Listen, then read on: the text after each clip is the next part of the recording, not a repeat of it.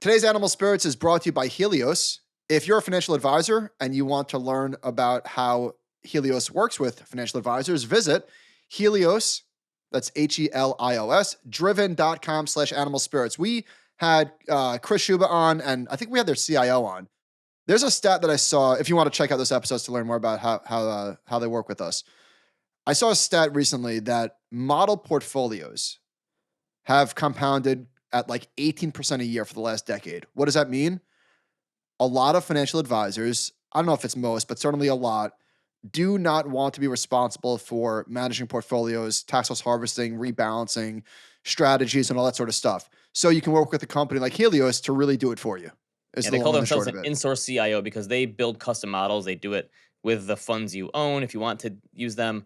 The idea here is that I think most advisors would rather spend their time focusing on the clients and growing the practice and being more efficient on financial advice sort of things. And they don't think that they can add value on the investment side of things. So that's really what Helios does. So they say they work with multi-billion-dollar teams all the way down to solo practices. So if you want to learn more, they're actually going to give a 10% discount for the first year. So it's heliosdriven.com/animal spirits.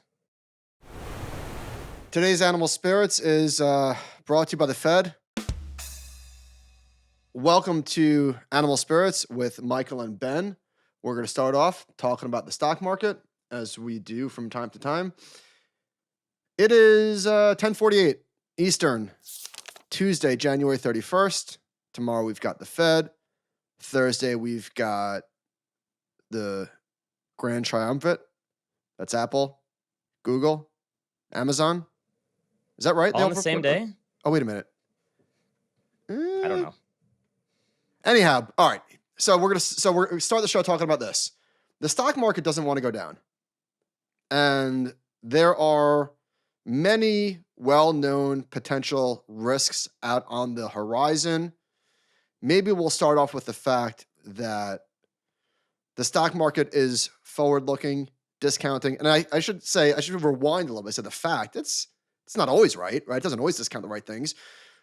But there's a chart that we've mentioned in the past which shows stocks. We have had a number of bear market rallies. Yeah, that have been bullshit. So maybe the market is drunk. We don't know. Yeah, but equities have typically bottomed. This chart says troughed. I can't use the word troughed. Right? I guess we troughed. Yeah, I've never put an ED on the end of that. Equities have typically bottomed 6 to 9 months before earnings in past bear markets. So that's what typically happens. So I guess the question is, are earnings going to hold up? So I guess this is something we've talked about. Like, if you want to sound smart, you say, okay, the next leg down is earnings. And the point of that is it doesn't work as easy as that, where if you just know earnings are going to fall, you don't know what the stock market is going to do. Maybe we've already discounted that. But the crazy thing is like, what if the stock market really did discount a recession in 2022? That's not going to happen for 2 years. Does it do it all over again, or can we say like, hey, we got that out of the way? So like how far does the market look forward? Yeah, I'm saying if the market just assumed 2023 we're getting a recession, we're going to have a bear market, and then the recession's off. Do they kind of say, sorry, we're going to have to do it again in 2 years whenever it happens? I don't know. The one person who really does feel like, I feel like we probably hit on this once every 5 or 6 months. Did you read the latest Jeremy Grantham piece? Did not. I did not. He said after a timeout, back to the meat grinder, and his whole thing is like, yeah, the easiest part of it's done. The speculative stuff is gone, but now is the hard part. He said valuations are still nowhere near long-term averages, and he said beyond the near term, the big picture remains. Declining population, raw material shortages, and rising damage from climate change are beginning to bite into growth prospects. I mean, that's okay. Go on. Sorry. He said the resource and geopolitical shocks of the last year will only exacerbate those issues over the next few years. Given the change in interest rate environment, the possibility of a downturn in global property markets poses frightening risks to the economy. So he's saying all this long-term stuff is going against us. Again, he's been saying this for years, and I think at this point he's just quintupling down, whatever you want to say. What was one of the biggest bear cases coming into the year was the wealth effect or the downturn that we would see from a real estate downturn, right? Because the real estate is it a third of the economy? 20%. 20%. Okay. It's a big number. Again, the stock market isn't always right, but what I'm looking at today is XHB, the Hang on, Homebuilders ETF. before you get into home builders Yeah. and stuff, I want to talk about Grantham real quick. So this guy's Sorry. in his 80s. He's never going to change, right? If you get that old, you don't decide to all of a sudden change your mind. Here's what I would love to hear from someone like him who has been perpetually bearish for 12 years now, and probably mostly bearish his whole career. But I would just love to hear, you and I are perpetually more on the bullish side. Like, I'm long-term optimist. I think things are going to get better. But we are realists in that we know that things could get bad and will get bad at times. There's going to be crashes. There's going to be recessions. We admit this. We look at both sides of the aisle. I would love to hear his bull case. Like, here's where I'm wrong. Because for 12 years, he's been beating his head against the wall saying, here's the next crash. The next crash is coming. It's going to be the worst crash in history.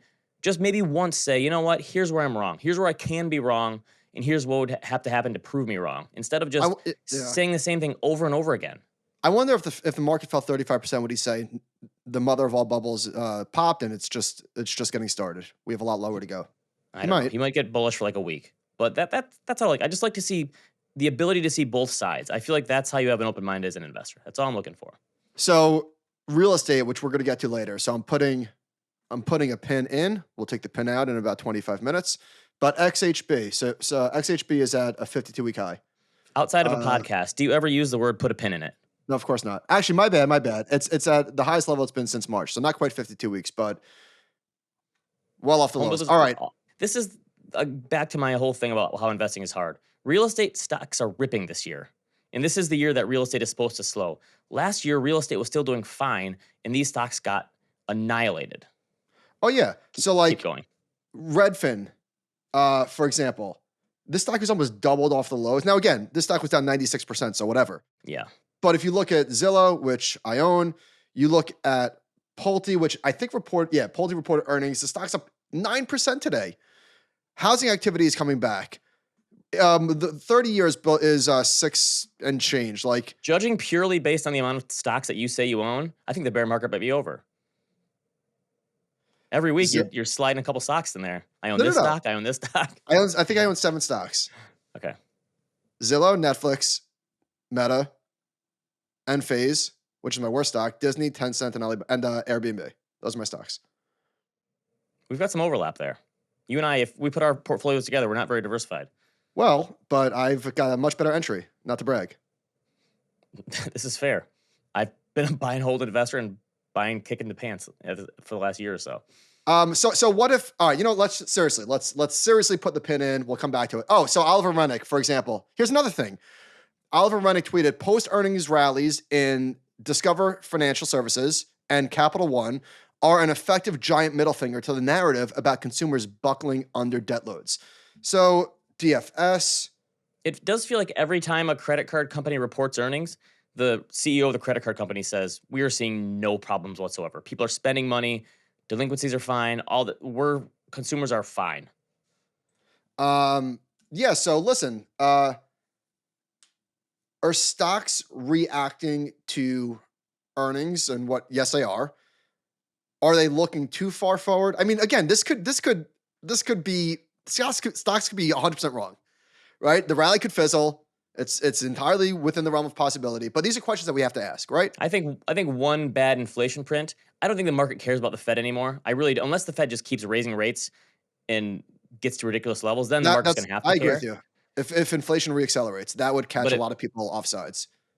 If we did see inflation accelerate, that would be. I still think the worst outcome for investors is going to be if inflation does go to, like, say, under 3 or 4%, and we do like a victory lap and, like, yay, it's over, and then inflation rises back from there. I think that's the point where people go, wait, whoa, I thought this was done with. You're going to see a lot of Undertaker memes or GIFs, right? Him getting up from the coffin. I think that's the one that would get the most people off guard if they said, all right, fine, it's finally over. We had that one-time blip, and then it rises again from there. But it would be nice to get to the point, like, for how many years did we not care about inflation at all? We never looked on the inflation day. We never looked at the data. That's true. CPI day it wasn't even a day. For the whole 2010s, we never cared about inflation. There wasn't one time where we're like, oh, inflation is the biggest thing right now. It never was. That would be that shows we're over it if we stop caring about the releases of the data. Speaking of inflation, I went to Whole Foods this week. I haven't been to a Whole Foods in a long time. I haven't been shopping, like grocery shopping at Whole Foods in a long time. And I have to tell you, it was a magical experience. Oh, Holy really? cow. Oh, what a I thought you were just gonna what a tell me how del- expensive it was. what a delight. Well, the speaking of inflation thing was with the eggs, you could only buy one carton of eggs. Or maybe two, but they capped it. You know how much my wife said we paid for 2 dozen eggs at Costco the other day? $6. All these people complain For about two eggs being dozen? 2 dozen. Well, you know what? I was disappointed by the Whole Foods eggs, I have to say, because they were kind of small in stature. I'm a jumbo egg guy. I like Yeah, them but at Whole big and Foods, fat. all of their chickens are on like these lush pillows with like golden tassels on the Yeah. end, and they get pet every night and put to bed. Like they Anyway, take care of the chickens really well there. I think the food was not.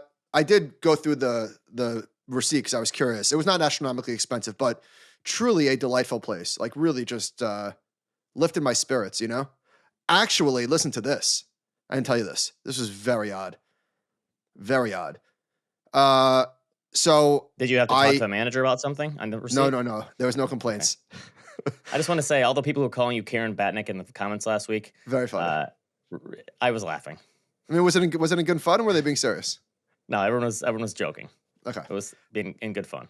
Um, We did have someone post a picture of you with bangs, like Kate plus 8 bangs in the hair, and just perfect. well, listen, I was in the hospitality business my entire growing up life. I was a valet parker. I was a waiter forever. I know what it's like to be on the other side. I take care of those people. Anyway, and I was a busboy. My very So first job, busboy. yeah, Awful job. not great. So I'm in the car, waiting for Robin. She had to run to get one more thing, and I see somebody pulling in, right, like this, and I'm like, they're not gonna keep going, are they? She kept going, and she hit my car while I'm parking there, and there's people walking by, go like. Now it was just a tap, but then she pulled back and pulled in. So I obviously get right out of the car and I look at my car and like there's paint, but I was able to wipe it off entirely. The lady gets out of her car and just starts walking in. And I'm like, excuse me, you hit my car. Is this And like she a grandma? said, nah, she was 70. She goes, Okay. no, I didn't. And I was very confused. I said, yes, you did. Yes, you did. And there was just a whole, yes, I did know. It was very strange. It was very strange. And then I'm pulling away and she starts taking pictures of me. And I might have cursed. I might have said, what the F are you doing? And she goes, what? I said, why are you taking pictures of me? And she said, stop being too sensitive. Wow. She told me that she hit my car and then started taking pictures of me. Wow. She totally turned the tables on you. It was very strange. She I probably have never posted been in it a to like her situation. 7 Twitter followers. Like, look at this maniac yelling at me today. I wasn't yelling at her. I was not yelling at her. I was confused. All right. Mike Sicardi tweeted, this is interesting. It was the worst 3-week stretch for value versus growth in at least 19 years. And the interesting thing about that is the market, it didn't happen. Well, how am I trying to put this? The market wasn't down. So actually, I don't even know that I would expect growth to outperform value in a down market. Anyway, did you realize that growth had outperformed value to such a large extent over the past couple of weeks? You know what they call that? In a junk stock rally. Everyone will say that's a junk stock rally, short covering. Well, all the well, I don't. You know, we've been through this before, you and I. I don't like you poo-pooing this because I'm not poo-pooing. I'm saying, but that's what you call this is all the stocks that got beaten up the most. They're gonna have a huge rally at some point, and that's yeah. What But happens. I feel like you're saying that with air quotes, even though you're not literally using air quotes. But there was an article in the journal. It was literally you're putting air quotes on me. It was literally the 50 most shorted stocks that Goldman has a basket that they track had a crazy run. There might have been Sigmas involved. I don't know. It was that sort of run. I'm agreeing with it. It's a junk stock rally. But the thing is, can it continue? That's the question. Well, that is the question. All right. So best start to the year. Well, not a best start to the year, but a very good start to the year for bonds and stocks. How about that? 60-40, back to life. How much back are bonds to life? up? Look at this chart. So the Bloomberg Ag, which is just the S&P for bonds, has had the best January since this chart. This goes back to like 1985. Something like that. And the S&P is up about 6% for the month. So how about that? Wow. Okay, so the Ag is up like 3% this month already. Stocks are up 6%. 60-40 back on. Back. All We're right. back. So we've gone through 6 of the 9 lives for 60/40. Dead alive, dead alive. Balchunas, things you never see. And he used uppercase, and Eric is not, I don't think he's an uppercase guy, but he did. A Europe ETF leading year-to-date flows with $3.6 billion. No doubt this is JP Morgan's own model, but that's a massive number. They must be all in on this trade. Also, only one Vanguard ETF in the top 10. That's interesting. He said that won't last, neither will Europe, so good thing I captured the moment here. So the top one is an European one. The second one Which one is is BB? It's BBEU. I'm not familiar with this one. This is JP Morgan Beta Builders. All right, so it's yeah, but IEMG, model thing. that's emerging markets too, right? Yeah. So How people are about going that? in on the international trade. This is kind of how it happens though, is you see a huge spike in performance and then money flows in and that keeps things going. That's how momentum works, right? The flows matter more than anything else. So Duncan just popped into our Slack to say that the same thing happened to us in our Whole Foods parking lot in Brooklyn. Dude backed into us and just drove away slowly. Is this a thing? Is this a thing that they do? Although you know what was not a welcome sign. Along with the woman hitting my car, I used so I did my Prime card. I have a Prime card, but you typed in your number right for the discount. My discount, the bill was $360, and it was a big shop. I got a lot of food. $2.47. Wow. Thank you, Mr. Bezos. Thank you. I think part of the problem is people rely way too heavily on the cameras. They think that the cameras for backing up make them like immune to hitting someone. You're right, So I think and it should be. However, Ben, this was front. She hit me from the front, just Okay. right in the side. All right. So remember how we had the most hated bull market of all time in the 2010s? That was I did. climbing the wall of worry, most hated bull market, blah, blah, blah. This now feels to me like the most hated economic expansion of all time. So Heather Long had the GDP numbers. Now that we have the fourth quarter GDP, which came in at like, 2.9% annualized or something like that. If you look at 2020, so we were down 3%, 2.8% GDP, real GDP. 2021, we were up almost 6. 2022, we were up more than 2%. Again, after inflation. It was funny. I saw a few comments on this saying, well, yeah, GDP numbers look good, but what if you adjust for inflation? It's like GDP numbers are always adjusted for inflation. They never give you nominal ones. But we're basically back on track, on trend for growth in the economy, even after that 2020 blip, which I still think is pretty amazing. If everyone says, well, of course, if you throw trillions of dollars at a problem, look what happens. I still think that economically, things could have been way, way worse than they were. I think for going through what we did, I'm willing to like be thankful that things worked out as well as they did, even though we got inflation that people really hate. All right, Sam Morril. Did we ever figure out can I just TKR say versus ticker? Yes. No, we know it's ticker. Oh, did I not put this in our? I thought I put this in the doc. Bear with me. Bear with me. I'm looking for. Oh, here it is. All right. So we've been mentioning this guy a bunch lately. He's got great stuff. I appreciate his Twitter account. It's at Guy Dealership. He tweeted, "The resilience of the American economy is astounding. Financing rates at record highs, monthly payments at record highs, new car prices at record highs, used car prices slightly below record highs, and car dealers are having a very strong month. I can't explain it." You could say that about a lot of things right now. Did you? So, I didn't get to see Matt Klein's piece yet, but Matt Klein has a piece out today on the overshoot showing that actually the excess savings is gone and American consumers' behavior is starting to change, which is something that we've been talking about a lot. Like, when is this? When are they going to start to pull back? And maybe So the maybe Wall we're Street there. Journal has a piece says the U.S. consumer is starting to freak out, and I think that the lead of this piece, which is this: retail purchases have fallen in 3 of the past 4 months. Spending on services, including rent, haircuts, and the bulk of bills, was flat in December after adjusting for inflation. The worst monthly reading in nearly a year. Sales of existing homes in the U.S. fell last year to their lowest level since 2014 as mortgage rates rose. The auto industry posted its worst sales year in more than a decade. You read that and you go, okay, things are slowing. My whole point is, you read the rest of this article, and it still sounds kind of like a vibes session kind of thing, where people, so they show the slowdown, and actually the personal savings rate is jumping back up. But if you look at retail sales, we've talked about this many times. Look at the retail sales chart here versus inflation and how much higher, that huge leap higher. I still think, what if things just normalize and it feels like a slowdown, but it's really things just getting back on trend? And they had a few anecdotes in here that made it sound like a recession, but really wasn't. This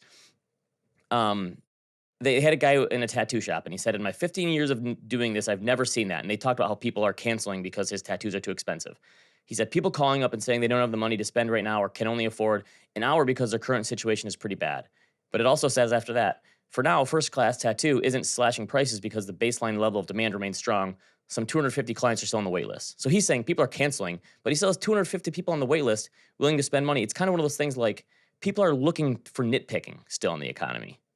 And I do feel like, what if people are just normalizing their spending and they just spent way too much for the last 2 years? And that normalization is going to look like a slowdown, but it's really just going to be people getting back to trend.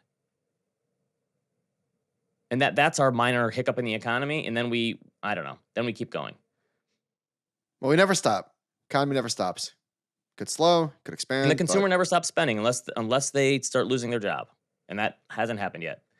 This one was funny to me. Joe Weisenthal tweeted, a new working paper from the Federal Reserve argues that central bank recent increases in benchmark interest rates may be exacerbating wealth inequality rather than reducing it.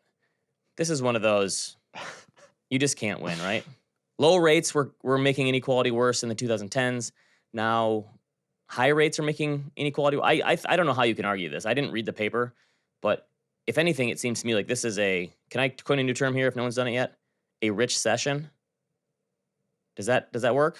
Where you have people on the low end getting paid more than they've ever gotten paid before. Minimum wage basically rising because these fast food restaurants are now paying $15 or $20 an hour, and rich tech people are getting laid off and seeing their asset prices fall. Rich session. What do you think? I'm taking it for a spin. I don't hate it. Okay, that's fair. Yeah. But maybe the whole point of these papers about arguing about inequality, maybe just the system in which we exist in is going to produce inequality. And whatever the Fed does is probably not going to help or hurt it much either way. It's a big question. All right, moving on. Carl Quintanilla tweeted this from Apollo. The average hotel room rates in Manhattan, Midtown, and Times Square are now above pre-pandemic levels. They say the consumer is still doing fine. The interest rate sensitive components of GDP are softer, but the overall picture continues to look like a soft landing. The average size of a New York hotel room is probably like 50 square feet. The smallest hotels of any city in the world probably. Has to be. It's bad. Right? I got one more quick story. There's a Manhattan one. I don't think I told you this. I was walking the other day, talking to Barry with my AirPods in. Did I tell you this? Mm-mm. So I'm on 40th between 6th and Broadway, and about 20 clicks away from me, I have no idea what a click is, but I just felt like saying it. Let's say some lady gave me like one of these, like a nice wave and a smile, a friendly smile. So I don't know. I just assumed that she was like a podcast listener. Why? I don't know this person. And she was not dressed. This was not a homeless person. It was a regular looking person. And she comes up to me and she said, "Who are you talking to?" And I said, "What? Did I tell you this?" No. She goes, Did she think you were crazy? She goes, "Who are you talking to?" And I said, "Huh?" She goes, "Is that your bitch on the phone?" And I said, "What?" And with that, she lunged at me to grab the AirPods out of my ear. I was scared. So I jumped back. Away? I jumped back. I said, "What the f are you doing?" And I continued to walk, and I turned around, and she's just smiling at me. Like that movie Smile. It was so bizarre and creepy. Was it like a YouTube prank show? One of those things? Like, haha, we gotcha. No, that would explain it. But it was very odd. I don't know how to pivot away from that. Let's just keep it moving.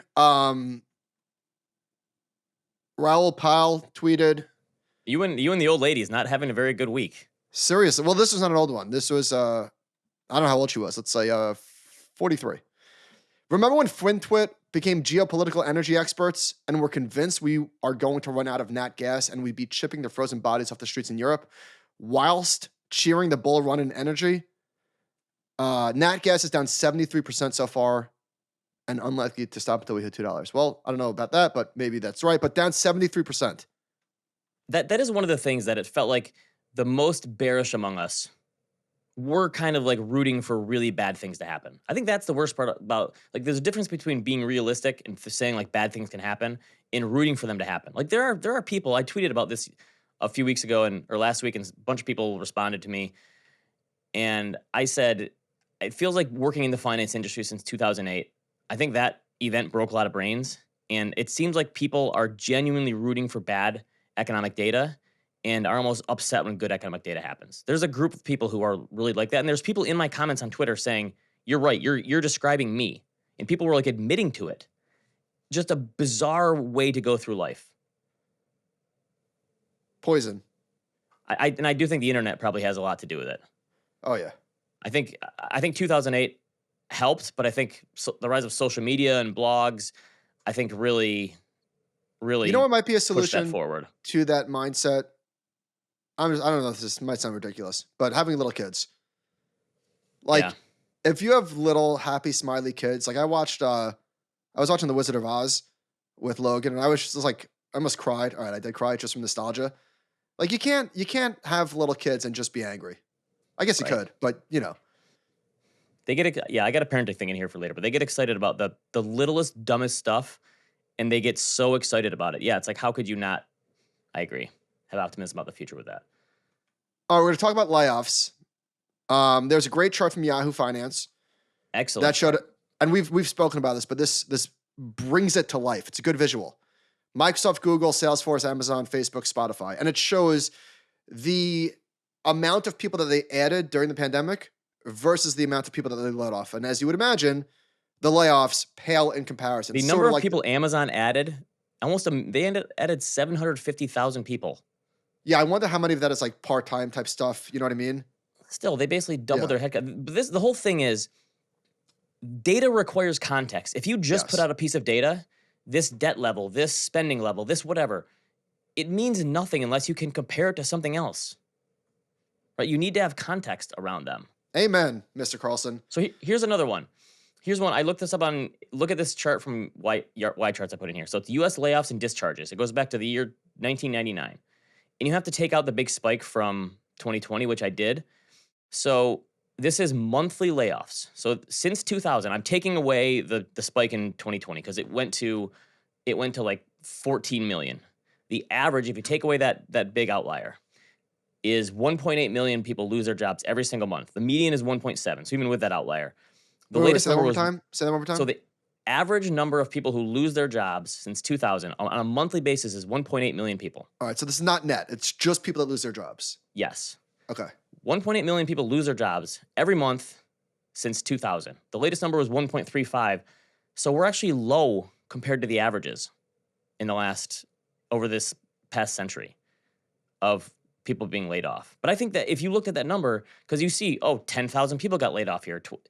If you realize that almost 2 million people get laid off every single month, every year, it wouldn't shock you as much. But people don't have that context, it seems obviously that's a bad thing. People are getting laid off. That just shows again how dynamic the U.S. economy really is, that most of those people are being able to be absorbed back into the workforce. So I guess the question is it possible, is it probable that the mass layoffs are reduced to just tech? Like, can it not spread? That would be your hope for the soft landing, that tech really did just overhire, and it's not saying anything about the economy. It just means tech went way too crazy. I think we spoke about this last week, but what's interesting is when these layoffs are announced, the stocks rip. There was a chart from Bloomberg, like Coinbase. It says tech shares have rallied following layoff announcements. Oh, just for the session immediately following layoffs. Okay, so this isn't like 1 month. It is right away. Wayfair up 20%. Stitch Fix up 9%. Coinbase up 13%. The average was almost 6% for the daily change. So the market is cheering this, which is called. The stock market is heartless. The market is a son of a bitch. Yeah. All right. So let's look at the other side. So Sam Rowe had a thread. Yesterday, Chipotle announced it's adding 15,000 jobs. Today, Boeing said it's adding 10,000 jobs. Anyone got a running list of companies hiring? So Sam did God's work and just replied to himself, creating a thread. Here's the crazy thing about Chipotle. Joe Weisenthal wrote about this morning. They employ 100,000 people in the U.S., and they're hiring 15,000 extra people. That's a huge number. Wow. We always hear that, they're laying off 10% of the workforce.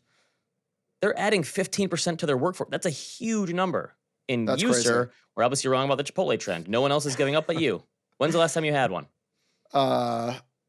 It's been a couple of weeks. It's been a couple of weeks. because you said you were giving up on it for good because it was too expensive. All right, you caught me. You caught me. Of course I did. You're not going to give up that sweet, sweet chicken or steak. No, but I did draw the line with guac. Although, you know, I don't even love the guac. I'm not like a giant guac fan, so it's not. I went on a queso kick there for a while. The queso's not bad. I got sick of it though, but I don't mind the guac. All right, so the United States Post, what's USPS? United States Postal Services, yeah, right? Yeah. Is hiring 2,400 people in California. Alaska Air plans to hire 3,500. Skeeter Fishing Boats is adding 80 jobs in Texas. Eli Lilly. Wait. I don't know who. 80 jobs? We're going to 80 jobs? Skeeter Fishing? That sounds like it's an SNL skit. I'm just reading the tweets. Eli Lilly is adding 100 jobs in North Carolina. 84 Lumber is adding 100 jobs in Georgia. All right. That's an optimistic thread. Good job by Sam there. All right. Someone did reply. I talked last week about, do these job sites actually work? And someone wrote back and said, I've worked in HR for 8 years now. LinkedIn is great for higher level roles. The others you mentioned are vital for positions below 100K. They're great for both job seekers and hiring managers because of the filtering and organizational tools. I think my point is, I think if you really want to not have as much competition, you go straight to the company. You either get to know someone there and talk to them and take them out for lunch or coffee or whatever, or you reply directly at the company as opposed to a job hiring site. That's my advice. Granted, for someone who hasn't applied for a job in, I don't know, 15 years. This is an unbelievable data point from Greg Zuckerman tweeted this. According to CoinShares, there was $117 million of inflows into crypto last week, which was the biggest weekly inflow since July of 2022. 116 of the $117 million went into Bitcoin. Seems unbelievable. I'll take their word for it. But Bitcoin is outperforming like Ethereum, for example. You look at this chart. I'll take their word for it. It got a lot of people in trouble in crypto in the last year or so. That's true. But I'm going to trust Greg here. But look at this chart. Look at this chart of Ethereum divided by Bitcoin. It's breaking down. Do you think that the last 12 to 15 months in crypto, relatively speaking, was good for Bitcoin? Like people said, like all this other stuff that's going to save the world and do all these things. It obviously doesn't do any of that. It was all just for speculative and gambling purposes. It has no use cases whatsoever. Maybe Bitcoin is still the thing, and Bitcoin is the thing we're like millennial gold. We're gonna latch back onto that, and that's the thing. Yeah, it could be. Yeah, because I keep going back. If crypto doesn't come up with something out of all this funding cycle that happened through this latest cycle, where these VCs had billion-dollar funds, if no consumer product comes out of it now, then maybe Bitcoin really is just the thing. Mm-hmm. I'm willing to get there if in the next 5 to 7 years nothing comes out of this. All right, did you see this? It was 1 year ago that Paris Hilton went on Jimmy Fallon to talk about bored apes and show their pictures of the apes, and I'm sure those things probably still are like ridiculously overpriced. The funny thing is, it's not one of those things where everyone bought in. At the time, people were saying this was ridiculous, that people were paying $3 million for a pet rock or whatever. Obviously, there was people who bought into this stuff and went overboard. But I feel like because of the way the internet works now on social media, we're never going to have a period where literally everyone buys in anymore. Like the 1990s, I'm not saying, obviously there was people who were going against the grain, but most people were kind of all in. Same thing with the early 2000s housing stuff. There was plenty of skeptics about crypto the whole way up. Yeah, that's a good point. So even there will be a bubble where people go all in. I don't know. I mean, there will always be skeptics, right? Okay. Like just so are we going to get an AI bubble? Is that going to happen? Yeah, maybe. The next bubble is AI. It kind of has to be. Well, you were poo-pooing OpenAI stuff just 3 weeks ago, and then this week we had a demo, and you were what did I say? I want to rewind the tape on this one. I said until I find a use case, and you and I had a fintech demo that used OpenAI, and the light bulb went off my head, and I said, okay, I see it. I see how this can help. And now I totally get it. I've tried 3 times to log on to GPT just to use it, and I can't. I went on today and it said our system is full. Come back later. Yeah. That's been happening. Okay, so I've still never used it before, but the AI thing I got a demo, and yeah, it kind of blew me away. It certainly did. All right. Are we Housing going to get market. into where are we next? Oh, housing. Let's do housing. Yeah, go ahead. You go. Okay. Lance Lambert from Fortune, who's a great follow on Twitter. Ongoing home price correction won't be like the ones of the past, says Goldman Sachs. The hardest punch came right out of the gate. Nominal price declines will slow from here and fizzle out later this year, according to Goldman Sachs. Look at this one from Mike Simonson for Altos Research. He posted the inventory level, which rose. You would expect inventory to rise, right? When affordability gets so out of whack, it's rolling over again and falling pretty fast. He also says price cuts are evaporating, down to 34% of the market with a recent price reduction. So it went from roughly 40% and it's falling. Is that it? All right, so here's the Bill McBride take. He says there's two bottoms in residential real estate. One is for activity, so home sales, housing starts, residential investment. The second one is for pricing. Sometimes the pricing bottom could be years after the activity bottom. So That makes perfect sense. We've been saying that, right? That activity is going to pick up, but prices are not going to get to new highs. But the people waiting for a 30% correction in housing, I think they're going to, I'm sorry, I think Well, it could have happened. If mortgage rates went to 8%, it would have happened. Possibly. But the amount of activity that you've seen pick up from rates going to 7 to 6, I think that there's just way too many young people looking to buy a house right now that people are willing to say, you know what, I'm going to stretch for this. If you want a house, and you can't, what are you going to do? I'm going to wait for 10 years for the housing market to correct? No, if you want a house, you're going to get a house, right? Most people, I think they find it kind of eventually make it happen. Although the inventory level thing falling again is kind of painful because that also means that our whole thing about people with 3% mortgages is proving to be right, that people just aren't going to want to list their house. But the houses that are being listed, there's probably going to be more competition for if mortgage rates continue to fall. Mm-hmm. Anyway, Mike Zaccardi tweeted, Black Knight estimates that the share of mortgage borrowers that are underwater would increase by only 3% to 2016-2017 levels if home prices declined by 15%. So home prices declined by 15%. This is how much of a margin of safety there is in housing right now. Yeah. 15% is a huge drop historically. Yeah. That would only put 3% of homeowners underwater, which back to 2017 levels is basically nothing. Yeah, it's crazy. That shows how much of a huge buffer people have in their houses right now. That is wild. There was an article in Bloomberg. The headline is Wall Street is losing out to the amateur buyers, in the housing slump. Here's something that I pulled. Yusuf, who's a guy that they profile. Yusuf punches in a code and swings open the door to his most lucrative 2022 flip, a 2-bedroom townhome in this development.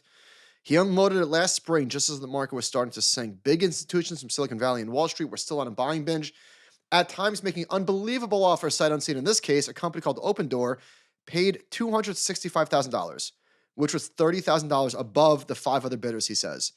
Open Door is now asking $218,000, a $47,000 loss, not including its fees and renovation expenses. But even at that price, Yusuf says it's too high. After 4 price cuts, he smells blood. He's eager to buy back the home he once owned. In the slide of the Sonoran Desert, the roles of vulture and carrion have suddenly reversed. First-time buyers and small investors have the upper hand on supposedly sophisticated players that badly misjudge the market. It's quite a turnabout from more than a decade ago when Arizona was at the center of a foreclosure wave that hit local mortgage borrowers and private equity firms swept in and blah, blah, blah, blah, blah. Okay, maybe it is a recession.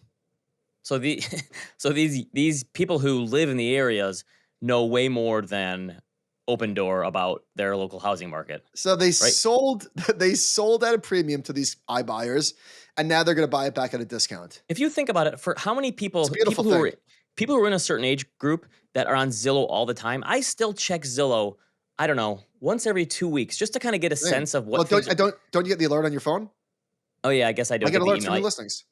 Okay, I don't go that far, but I look just to kind of get a sense. So, but I feel like I know my local real estate market pretty good in terms of what's a good value, what's a good price in a good area. But I feel like most people who are of a certain age who are looking at houses all the time probably have a good sense. So, is AI going to come in and fix this then? Is AI going to be a better home buyer or not? I'm just trying to figure out where AI is gonna. Are they gonna make Open Door better? I don't know. Well, listen, they just did it. I don't know that this is a tech problem. I think that you need boots on the ground. Yeah, I really think you do. You need to hire. This is one of those things that technology, I don't know if it's ever going to be able to solve. All Because right, so we're going to get into Quartr, which, by the way, Ben and I took it for a spin today. And as listeners know, we're investors. And why do I keep saying that? It's probably annoying. Well, I just want for disclosure. If you're a new listener, you don't know why we're talking about this company. But Quartr did this thing where this morning I got an alert. Actually, I got an alert. Spotify is live. Spotify is one of the companies that I follow. Live earnings calls. It was like magic. It was very, very cool. Now, well, they're building this where you can have like the companies that you follow can sync to your Google Calendar. So you know when they're coming up. You could search for, if you top in like Spotify, again, for example, you could get the transcript, obviously. You could search the transcript, but you could see every investor slide deck where Spotify is mentioned. Like the stuff that they're building is super exciting. or if a company is mentioned in another call right, for another right. company. So if you're a professional investor, you got to check this out. It's really The cool. most impressive thing, we've been talking to Quartr for a long time since they were, in their infancy, basically. They had a product, but it was just getting started. And the speed in which that they're adding new features is the coolest thing to me. They continue, really every cool. time we talk to them, they show new features, which is really sweet. So web.quartr.com for professional users, and it's Quartr. All right. I'm going to talk about this with Josh tonight, so I don't want to step on this too much, but Tesla reported last week. The stock is, I mean, what a run. Holy moly. I don't know what the stock is doing today, but it went from like 100 to 170. Look at the market share of Tesla vehicles. They really did it. Like, say what you will about Elon Musk, but it went from effectively 0% in just the beginning of 2017 to almost 4% today in the US and Canada.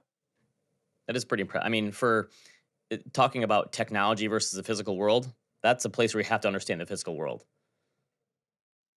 All right, here's a quote. So here's a quote from Elon, who is something of a macro investor. Elon said, "quote He's Did like you read this? he's like a macro. No, he's a macro tourist. Yeah, Which is great because there's a lot of people out there that are macro tourists. So he is the greatest showman alive, or at least he's in the discussion. Okay, I think if we see a severe recession this year, which, like I said, hopefully we don't. See, credit to Elon. He's not rooting for one. He's just putting it out there.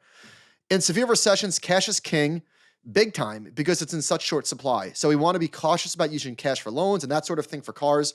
I feel we're in a very strong position to get through a recession because we really don't have any debt. And we've got over $20 billion of cash, which is great. That is impressive.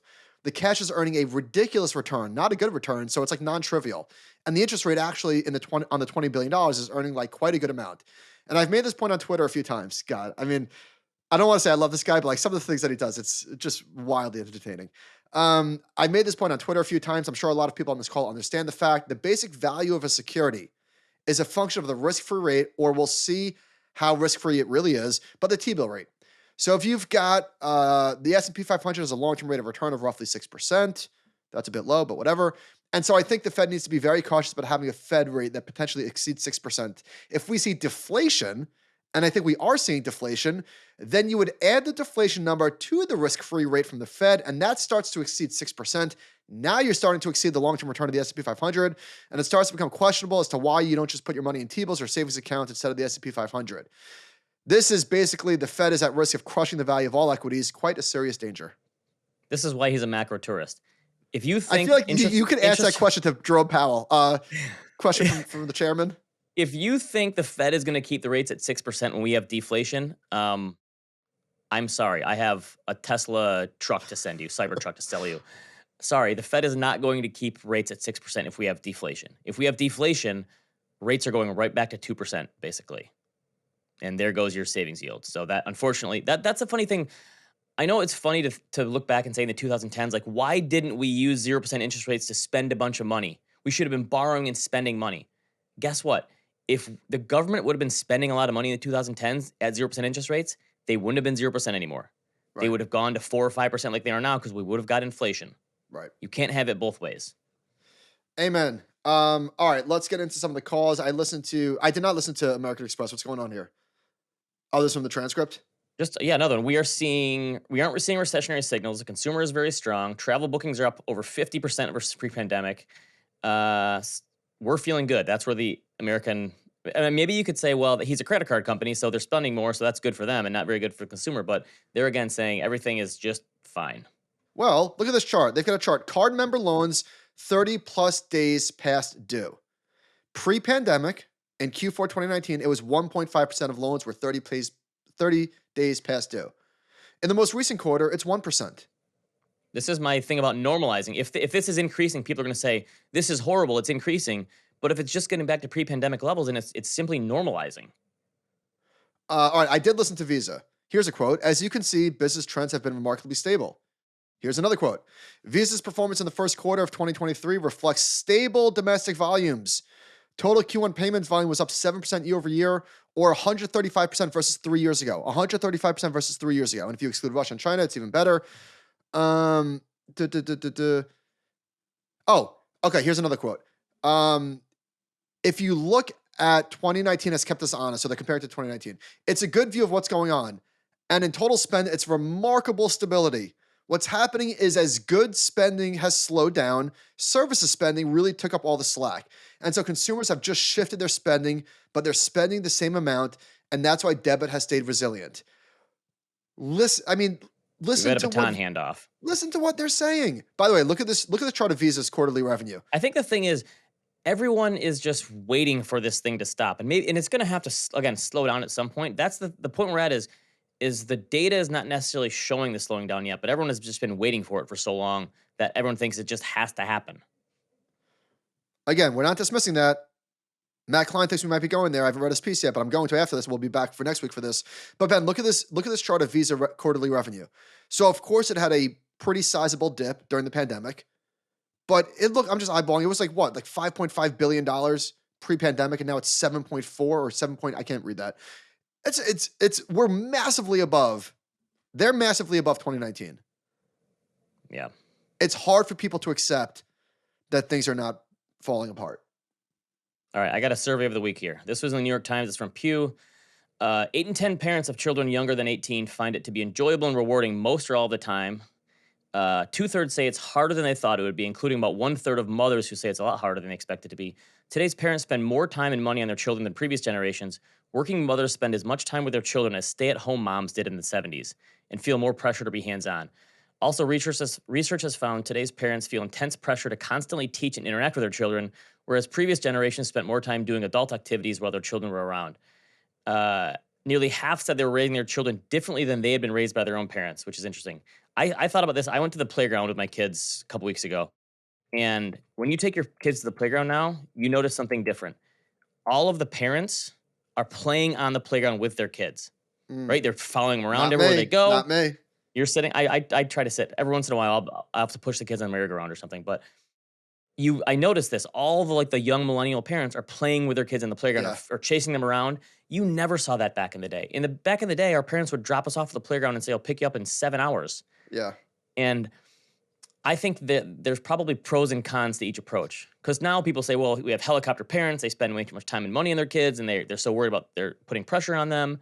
And back in the day, you'd say, well, the parents probably didn't spend enough time with their kids. And so I think that there's good and bad things about each approach. I don't think that you can say one is better than the other. What is entirely different is the fact that, like, I'm home with my kids every morning, and I'm here in the afternoon when they come home. Yeah. I didn't see my parents when I was growing up. All the time. Work all day, right? Yes, is parenting harder today? I mean, that is a. I would not. There's no way. Come on. I don't. I think parenting is always the thing so a lot of people say it's harder than expected. Here's what I will say. It's like a lot of people say, well, I don't get to sleep in as much anymore, and I don't get to have nights out as much anymore. All that stuff for me was very easy to give up on. Like, I had my fun, I feel like, and I don't get to like lay around all day on Saturday, but how bored would you get doing that anyway? Yeah. For me, it's like the emotional stuff is harder. Like thinking through, like I'm more worried about what's going to happen to my kids in the future now than myself. That's the hard part, I think. Worrying about something going wrong with them. So I feel like right now it's pretty easy, but I have a 3-year-old and a 6-year-old. Like, I know it's going to get much more challenging. Like, right? It just depends on where your kids are. Yes. But the joy you get out of seeing them do something little and stupid, and it's you can't put a price on that. Right? Yesterday I was on the phone with you, and Kobe came home and he just like tumbled over a box and fell backwards and almost fell to my bushes. Yeah. They just do little stupid stuff all the time, right? Yes. Yeah. It's so like I think the stuff, there's no way you can say it's harder today. It's being a parent is always hard in some way. In fact, like Well, whatever. Yeah, there's things that are probably harder, probably easier. And I think Coordinating via text message, much easier. yes, I think some people make it harder now than it has to be. Probably they put too much pressure on themselves to make sure their child is perfect and has a perfect life or And whatever. then there's also just the serial complainers. How's everything? Ugh. No time for those yes, people. yes. I don't mind being the dad taxi and taking like last weekend. We had Saturday was basketball game, no soccer game, basketball game, birthday party, sleepover. Like, and the whole day was driving the kids around. And honestly, it was so much fun. I A didn't lot of mind it at podcasts. all. Many podcasts. Yeah. All right. You talked about the car dealership guy. This is interesting. We mentioned last week about how we're still seeing the lots kind of empty. And a few people came back at me and said, Ben, you're wrong. Car trends are back on point. The car lots are filling up again. Not so, says the Wall Street Journal. Vehicle inventories are slowly rebuilding. There was 1.7 million vehicles on dealership lots or en route to stores at the end of 2022, up 49% from a year earlier. That's good. That's still half of pre-pandemic levels. So we're still at 50%. Wow. I don't know how for something as important as transportation and cars, I can't believe it's taking them that long to get this supply stuff figured out. Average lease payment rose to $567 in the third quarter, 25% jump Dude, compared that's to 2 so years much. ago. The average is 570. Yeah, that's a lot.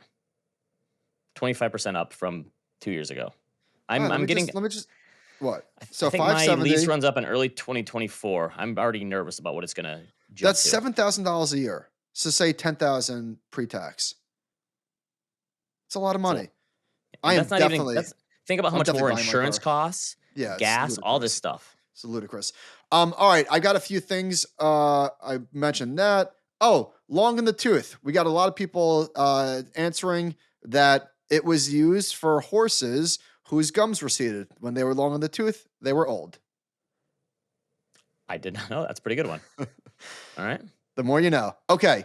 Yesterday we did a Talk Your Book episode. That was actually, this guy is a character. I mean that in a good way. He was a lot of fun. Darren Sharinga. And he said the word per annum and a light bulb clicked. He was talking about his performance. And I feel like if you have excellent performance, I don't know where the line is. If you are above 15%, you could say per annum. Does that make sense? Okay. I thought per annum was something only hedge fund and quants say. Yeah, but you're not going to say we lost 3% per annum. Oh, yeah, right. Okay. That's true. Yes. You would probably say we lost 3% a year. Okay. That's true. Per annum, yeah. Per annum is like, yeah. It's like the Winnie the Pooh meme with the what are these things called? The monocle. The monocle, yeah. I'm picturing the guy standing above with his Victorian shirt on like this. That's when you say per annum. By the way, this is one thing that I noticed and as I'm creeping towards my 40s. My memory is going to hell real quick. I feel like there's a finite amount of things you can keep in there. Like just the word monocle, I couldn't recall that. Okay, not important. That's what AI is going to be for. You're going to have the little thing in your ear and you go, what's that called? AI. There we go. All right. So there was an article in the journal talking about takeout restaurants. Of all orders placed at U.S. fast food restaurants, 85% were taken to go. Okay, that's not that surprising. But what was surprising is Starbucks plans to add nearly 400 U.S. stores this year. They said 72% of its sales were taken to go. I understand. Wait, that's not surprising either. Wasn't there a number about mobile orders? Maybe I saw that, but it's kind of funny. Do you think in the future people will look back at like how we used to go to fast food restaurants? You know, McDonald's used to have the big playgrounds in them. I'm sure some of them still do. Like going to McDonald's was like an event. Do you think that'll lessen in the future where people go, why did you ever go sit down and eat in McDonald's instead of just getting it to go? Like, why would you go in there and eat? Yeah. Yeah. I feel like Ben, last week, Robin had a DoorDash gift card. So I said, you know what? Let's use a DoorDash. All right, look at this bill. Look at this bill. So here's what we got. What do we get? We got like a skirt steak, I guess, with like a side of veggies from a Mexican restaurant. That was very good. It was good. And we got a salad, just like a cabbage, like a slaw salad, you know? So the food was $48, which I guess is, you know, on the high side, but not completely insane. The delivery fee was $2. The fees and estimated taxes were $11, and the tip was $12.50. So you take out the 40, you add, and it still cost me $33. Okay, so this meal was $74. To reiterate, I blame the venture capitalists. I got a skirt steak and a salad. delivered to me for $74. I will never, ever use DoorDash without a Go gift pick card. it up. Go pick it up. Well, this place is like 15 minutes away. But that's the point. Listen, you're right. I'm not doing it. That's insane. Like I have a hard line. $74 for a salad and a little steak? We have two. It's not a porterhouse, by the way. It's it's a little steak. We have two really good pizza places around us, and probably the furthest one away is probably a 8-minute drive. And I go pick it up every time. My wife is always like, "Why don't you just get it delivered?" And it's a principle thing for me. I would rather go pick it up than pay the fee. Yeah, I get it. The venture capitalists are not subsidizing anymore, I guess. So we were talking about Résumé. There's no way this is real. Somebody Did put you really it. think this is real? Actually received this resume today. Work experience. Honestly, not much because I just graduated, but please see below. Game of Thrones expert. Binge watch entire series. It could be. I don't know. There's not enough time in the weekend to binge watch entire Game of Thrones. It's funny, but there's no way it's true. I'm trying to find What is this question here? I'm trying to find my resume. I'll read this. Love the show. Perfect ratio between banter and info for me. Not a professional investor or advisor, and was wondering how you track and follow up on both long and short-term trading ideas. Do you keep a spreadsheet, a calendar? How do you remember your thesis from a month ago, let alone 3 years ago? Well, you used to have a trading journal.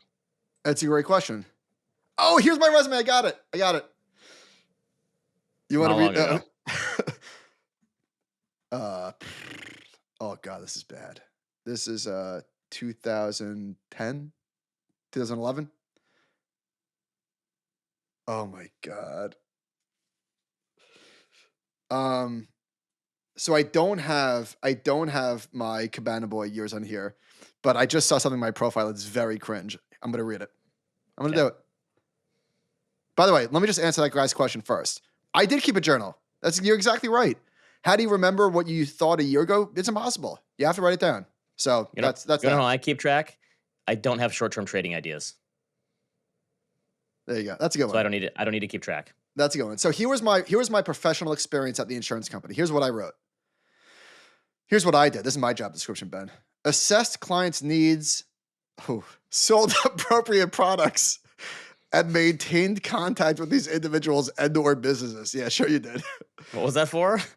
This is on my resume. This is my experience, my professional experience. So at the insurance company, developed relationships with high net worth individuals through cold calling and networking, retirement, insurance, and estate planning, proficient in insurance products, annuities, mutual funds, and other financial instruments.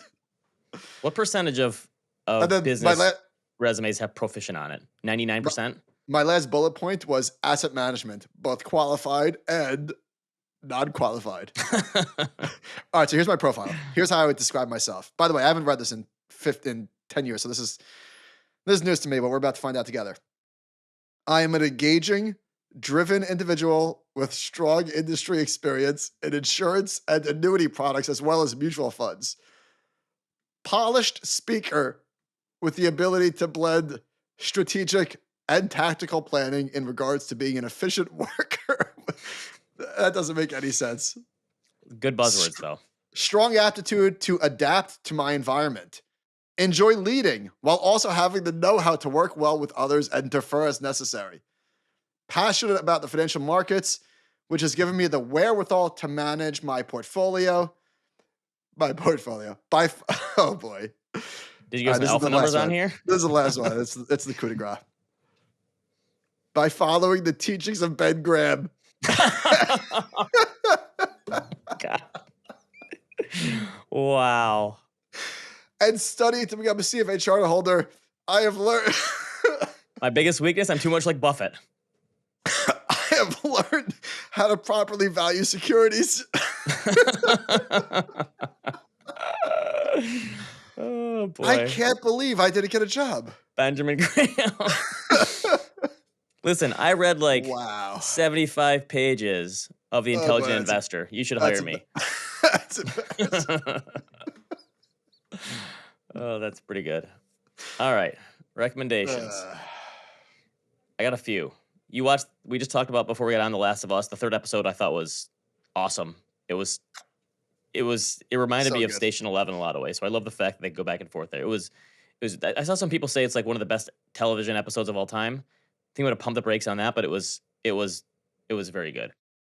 We started watching Under the Banner of Heaven, which is a Hulu FX show, and it's a really good cast. Andrew Garfield. I've heard of it. What's the guy? Sam Worthington, who's on Avatar. The Yeah. cast is really good. It's a messed up. It's a true story of this Mormon family in the 1980s that is very screwed up, and they decide to use their religion to say it's okay to kill people. And it actually kind of feels like True Detective in some ways, but it does this deep dive into the Mormon religion that is it's a very like crazy kind of creepy show, but it's very well done. My wife loves Sister Wives on TLC. Is that a reality one? It's a reality one. I feel like she would be super into this. Okay. I didn't know much about that faith and how it got started. It's kind of a bizarre story. Finally, you mentioned Tar a couple weeks ago. How long did you make it? 30 minutes? Tar? Barely. Okay, so I knew going into it. Completely unwatchable. I knew this stuff going into it that I wasn't going to like. I knew it was a film and not a movie, which I'm usually a movie person, not a film person. I knew it was going to be long and boring, and I knew that it was going to be like take itself way too seriously. So I had that stuff all out of the way at the beginning. My expectations were as low as they could be. I'm never going to watch it again. I kind of respected it. I watched the whole thing. How? How did you watch the whole thing? Here's the thing. I at first thought this was a true story. I didn't realize this was just a made-up story in some guy's mind, the director, writer. I respect the fact that you can dive into this kind of world and seemingly nail it. And I thought the performance of Cate Blanchett was amazing. I will never watch this movie again. It was so boring. Like, yeah, she might have been phenomenal, but it was just, I don't know. I found it just completely unwatchable. I set my expectations very low, and I respected this movie. I didn't like it. I respected it. That's all I got. Okay. What else? Not much. Oh, I listened to Colossus, which is the Patrick O'Shaughnessy's brand, has a new podcast. I think it's called, what is it called? Making Media, something like that. We'll link to it. I forget the name of the show. My apologies. And the first interview was with Patrick, and obviously we respect the heck out of him. I didn't know he had a new podcast.